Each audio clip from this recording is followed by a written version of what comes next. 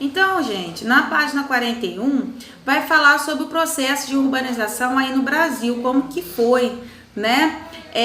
Diferente dos países europeus, onde iniciou, como eu falei com vocês, a urbanização está totalmente atrelada à indústria. E aonde surgiu a indústria? Onde iniciou a Revolução Industrial? Na Inglaterra. E posteriormente, na segunda Revolução Industrial, começa outros países se tornarem industrializados. Foi a segunda Revolução Industrial, tá? E no final dessa segunda Revolução Industrial é que nós, Brasil, os países subdesenvolvidos, se tornaram o quê? Começaram a se industrializar. Esses países que começaram a se industrializar no final da segunda Revolução Industrial, nós chamamos de países emergentes, tá? Só que para eles, para nós, né, países emergentes, a urbanização não foi um processo lento, ou seja, de acordo com as dificuldades, as coisas foram acontecendo devagar e a população o governo foi aprendendo com as dificuldades e consertando as dificuldades, como falta de saneamento básico, que é o tratamento de água, de esgoto, né, infraestrutura, que é no caso comércio, energia, principalmente, telecomunicações. Isso foi um processo mais lento nos países desenvolvidos e industrializados, foram os primeiros a se industrializar. Já nos países subdesenvolvidos, esse processo foi muito rápido de urbanização, porque eles já tinham como exemplo os países desenvolvidos. Então, para poder mostrar que está sendo globalizado, está fazendo parte da economia mundial, eles começaram a se receber, abrir as portas do comércio externo para a entrada de empresas multinacionais, ou seja, as transnacionais, dentro dos seus países, porque era uma forma de se inserir na globalização mais rapidamente e acelerar sua economia mais rapidamente, porque aí vai dar mais emprego para as pessoas, né? Até que se crie a sua própria indústria. Então, os países subdesenvolvidos, até que eles criassem a sua própria indústria, eles abriram as portas para a entrada das transnacionais, das multinacionais, para que eles pudessem alcançar pelo menos um pouco do desenvolvimento econômico dos desenvolvidos, industrializados. Mas nós sabemos que esse processo de entrada de multinacionais nos países subdesenvolvidos não é porque os países desenvolvidos são bonzinhos, é porque eles têm interesse nos subdesenvolvidos. É aí que entra aquela questão de dependência tecnológica, tá? Os países subdesenvolvidos fornecem mão de obra barata, fornecem subsídios, fornece incentivos fiscais, fornece localização para a empresa, uma boa localização, fornece diversos atrativos para essas transnacionais e para os seus países, pensando que vou dar emprego para a minha população, então a minha economia vai girar, porque vai ter dinheiro no comércio. Mas esquece que aquela multinacional não é uma empresa nacional, é uma empresa estrangeira e que tudo que ela produzir, né, de lucro, a participação do lucro não fica dentro do país, ela volta para o seu país de origem, tá? Mas dá uma certa ideia de um crescimento mais rápido, né, que está crescendo a economia. Essa é a ideia de do governo, ele quer crescer rápido, mostrar à população que a economia está crescendo, então ele faz isso, né? No desespero acaba fazendo isso, mas acaba criando o quê? Uma dependência totalmente, tanto econômica quanto tecnológica, industrial dos países desenvolvidos, que é o que eles queriam, que aí facilita. Igual era antigamente quando você tinha as colônias e as metrópoles.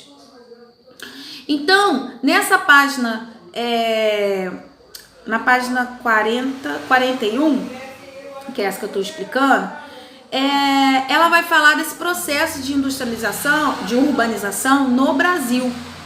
Como o processo de urbanização está totalmente atrelado à industrialização, então a urbanização no Brasil ela só iniciou a partir do momento que o Brasil passou a ter indústria, tá? E onde iniciou esse processo de indústria, né, que começou a ter as primeiras indústrias no país? Na região sudeste, isso aí é fato. Então, o desenvolvimento da parte da urbanização no Brasil iniciou na região sudeste. Só que foi um processo lento? Não, foi um processo rápido. Então, por ter sido um processo rápido, não houve o quê? Planejamento.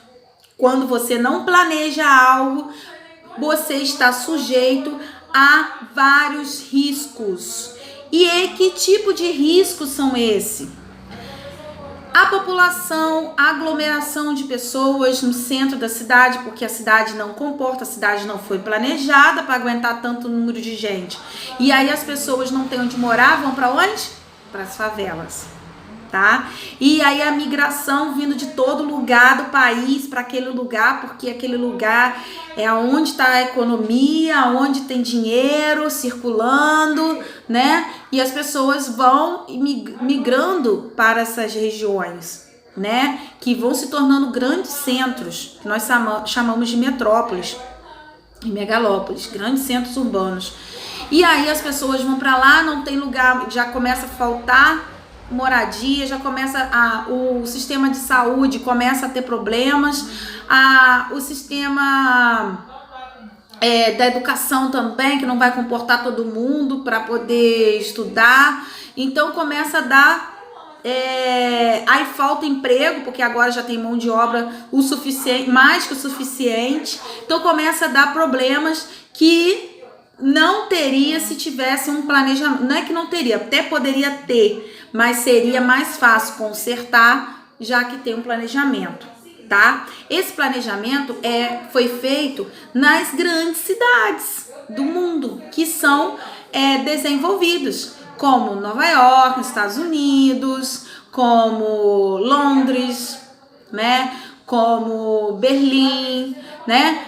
Várias cidades que foram, né, planejadas.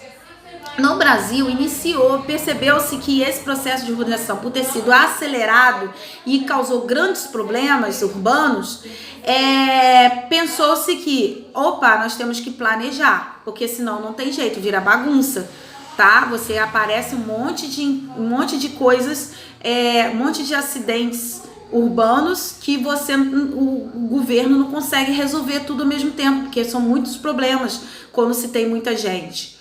Então acaba que eles precisam de pensar no planejamento, e aí que inicia um planejamento para algumas cidades brasileiras, principalmente a nossa capital. E então, aí no livro de vocês já falar que em 1950, que logo depois, até 1954, 55, que foi o governo de Juscelino Kubitschek, que é o JK, ele coloca em prática o planejamento da nossa capital do país, que é Brasília. Então tira aquele alvoroço de desenvolvimento econômico, de muita gente, que estava uma bagunça no Rio de Janeiro, e passa a nossa capital para o centro do país, até mesmo para desenvolver mais o centro do país, atrair mais pessoas para o centro do país e desafogar o Sudeste. Então, começa a fazer algumas medidas em outras regiões do Brasil para que se expanda mais essa população e não fique só concentrada na região Sudeste por causa da economia, já que é a economia que atrai muita gente e o clima. Então, ele planeja a cidade de Brasília para ser a nossa capital, Distrito Federal, e ele escolhe o centro do país, que é basicamente o estado de Goiás, tá? Uma pequena parte do território de Goiás. Então, gente, assim foi feito em outras cidades, como a capital mineira, Belo Horizonte, que também é uma cidade planejada. Curitiba também, a capital do Paraná, também é uma cidade planejada. Várias outras cidades brasileiras, né, são planejadas e por isso tem um melhor desenvolvimento econômico, tá? Mas esse planejamento não deu continuidade. Então, por isso, as periferias ao entorno dessas cidades planejadas, que foram crescendo absurdamente, começaram a ter favelas, como é o caso de Belo Horizonte, até mesmo Curitiba e a cidade de Brasília, tá? Tirando a parte ali do Planalto Central, onde você tem o centro político brasileiro e econômico, em torno de Brasília, você tem as cidades satélites, né, que não chegam a ser totalmente cidades, porque elas estão atreladas ao Distrito Federal. Então, é como se fosse bairros, tá, gente? Eles são bairros pobres, muito, muito pobres, como a Cinelândia e outros bairros aí da cidade de Brasília, tá bom? Então, vamos marcar aqui no livro, na página 41, essa explicação. Vocês vão marcar para mim, por favor, lá no primeiro parágrafo. Infelizmente, não tem jeito, vou ter que marcar o primeiro parágrafo todinho, tá? E vocês também vão marcar um xizinho nesse gráfico, que vai mostrar o aumento da população. Olha aí, gente, de 1950 para frente, né? Mas é lógico que tem um gráfico aí, tem uns dados antes disso, tá? O aumento antes disso, não é em 1940, chega a ser 1950. 1940 começa um crescimento maior aí, uma diferençazinha já no rural com o urbano, uma diferença pouca, por isso ele já iniciou em 1950. E aí começa uma diferença gigantesca. O rural começa a cair e o urbano só subindo, tá? Então, se não tem planejamento e a população só cresce na zona urbana, vira uma coisa de louco. Como é que você vai atender tanta gente se a cidade não comporta, tá? Então, vocês marcaram o primeiro parágrafo da página 41.